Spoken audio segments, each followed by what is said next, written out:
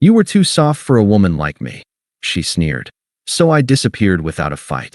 Now she's blowing up my phone at 3 a.m., begging for another chance after her dominant boyfriend maxed out her credit cards and ghosted.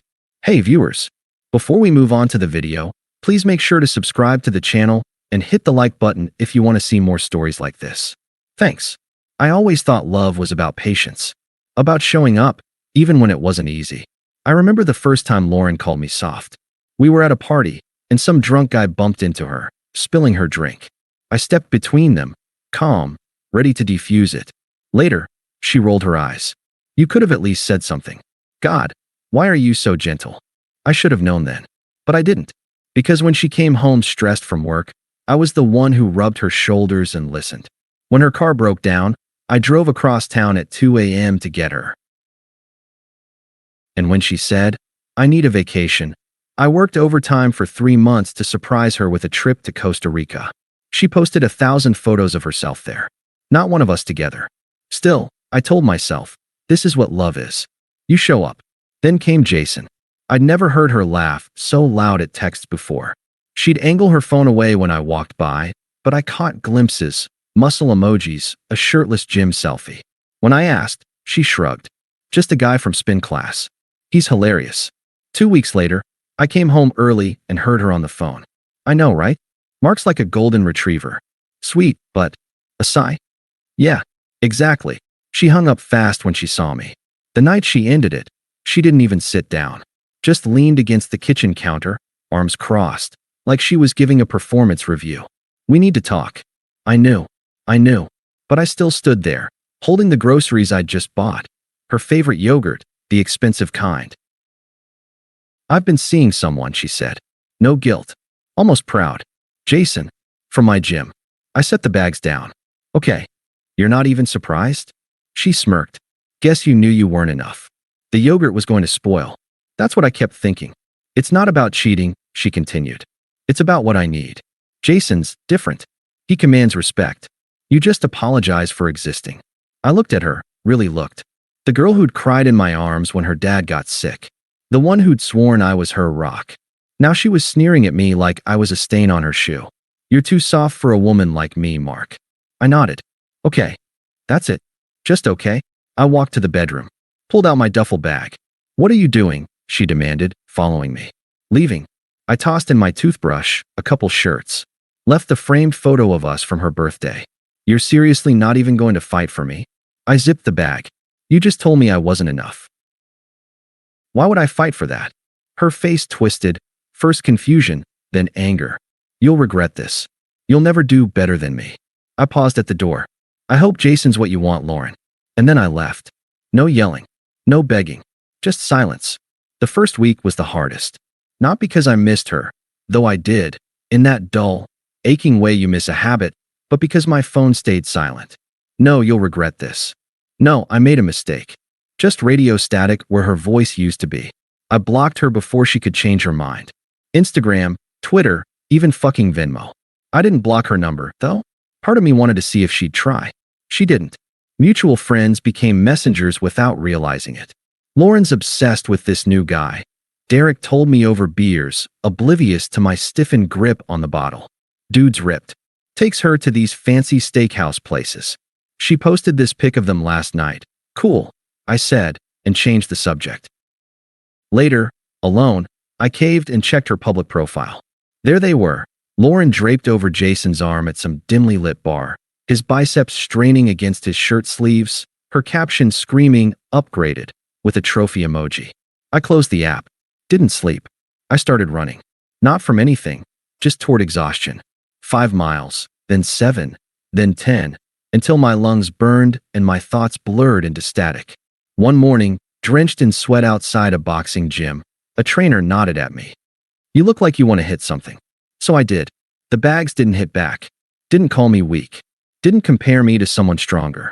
They just absorbed every punch, every fuck you, every why wasn't I enough, until my knuckles split and my shoulders gave out. I came back the next day. And the next.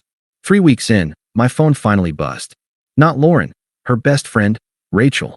Hey, so, Lauren's birthday is next weekend. You should come. It's weird you guys aren't talking. I stared at the screen. Typed, deleted, then settled on. I'm good. Rachel fired back. She's happy, Mark. Like, really happy. You're just making it weird by acting hurt. I didn't respond. That night, Lauren posted a story. Jason feeding her cake, her laughing like she'd never been happier. The caption, "When you finally get what you deserve, face blowing a kiss." I muted her. Kept boxing. Then came the rumors. Jason's kinda intense. Derek admitted months later, avoiding my eyes. Like, at Tom's party last night. Lauren said something he didn't like, and dude snapped. Called her a dumb bitch in front of everyone. I sipped my water. Huh. She laughed it off, but fuck man. You never did that shit. I shrugged. Guess I was too soft. Derek winced.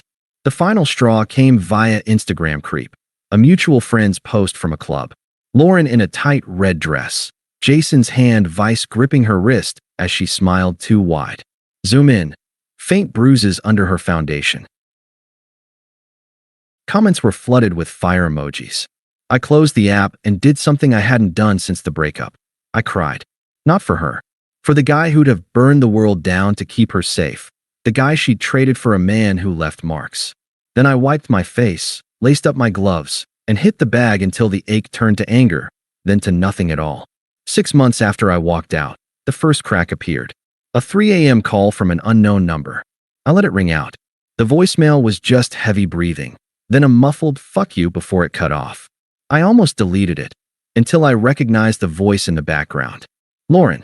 The next morning, Derek texted, "Dude, Jason got arrested last night. Turns out commanding respect looked a lot like shoving a bartender over a disputed tab." Lauren had bailed him out. By noon, her Instagram was scrubbed clean of all traces of him. I didn't smile, just sipped my coffee and went to work. The stories trickled in after that. Jason lost his gym membership after threatening a trainer. Their steakhouse dates became McDonald's drive-thrus when his investment tips crashed. Then came the screenshot Derek couldn't resist forwarding. A leaked text from Jason to some girl named Tiffany. "Lauren's too clingy." Your chill smirking face. Lauren's response was a wall of crying emojis, and after everything I did for you. I deleted the thread. I saw her in person for the first time at the grocery store. She was in the cereal aisle, no Jason in sight, wearing sunglasses indoors. I almost walked past, until she turned and dropped a box of Lucky Charms. "Mark." Her voice was smaller than I remembered. I nodded. "Lauren." She yanked off the sunglasses. A yellowing bruise peeked from her hairline. "You look good." I did. 30 pounds leaner, standing straighter. Meanwhile, her nails were chipped, her hair frizzed out. The girl who'd called me boring now looked like she hadn't slept in weeks. "Thanks," I said, and reached past her for the granola. "Are you?" Her breath hitched. "You're not even going to ask what happened?" I looked at the bruise, at her shaking hands, at the cart full of frozen meals and cheap wine. "No," I said and walked away. The text started that night. Lauren, 11:47 p.m. I think I made a mistake. Lauren, 12:02 a.m. Jason's not who I thought he was. Lauren, 12:15 a.m. You were right. About everything. I silenced my phone. By morning, there were 12 more. The last one, "Please just talk to me. I have nobody." I blocked her number. 2 weeks later, Rachel ambushed me at the gym. "You're being a dick," she hissed, cornering me by the water fountain. "Lauren's a mess. She quit her job. She's in therapy, Mark." I wiped my face with a towel. And you're just going to ignore her?" After 4 years. The bag gloves hanging from my gym bag swayed as I shouldered past her. "Tell her I said congratulations on the upgrade." Rachel's mouth opened, then shut. The final straw came via LinkedIn, of all places. A notification, "Lauren, last name, viewed your profile." I clicked. Her page showed a 3-month employment gap. Her headline now read, "Seeking new opportunities, smiley face." That same day, my promotion went public. Director of Operations. 6-figure salary. Company-wide email blast with my photo. I didn't post about it. Didn't need to. She'd see it. The first email arrived on a Tuesday. Subject, "I know you're ignoring me, Mark. I get it. You hate me. But I need you to know, Jason was a mistake. A huge, horrible mistake. I think about you every day. Please just answer me." Lauren, I archived it. Then came the voicemails. "Call me back, you asshole." Day 1. "I'm sorry, okay?" Is that what you want to hear? Day 3. You were supposed to fight for me. Day 5. Slurred, 2:17 a.m. I saved the last one. Not to listen again, just to remember how different her anger sounded now. Less fire, more wheeze. A month after the email started, she switched tactics. Lauren, new number. I drove by your old apartment today. Remember when we used to order Thai and watch bad movies? I missed that. I didn't respond. Lauren, 10 minutes later, fine. Be a cold bastard. You were always like this. Acting all noble, but really just cowardly. I blocked the new number too. Rachel showed up at my office. She's destroyed, Mark, she said, leaning over my desk. Like, crying every night destroyed. You couldn't just pretend to care. I minimized my screen, a spreadsheet for my team's Costa Rica retreat. Did she pretend to care when she cheated? Rachel flushed. People make mistakes. And people learn from them, I said, standing to open the door. Tell Lauren I hope she does. The letters started next.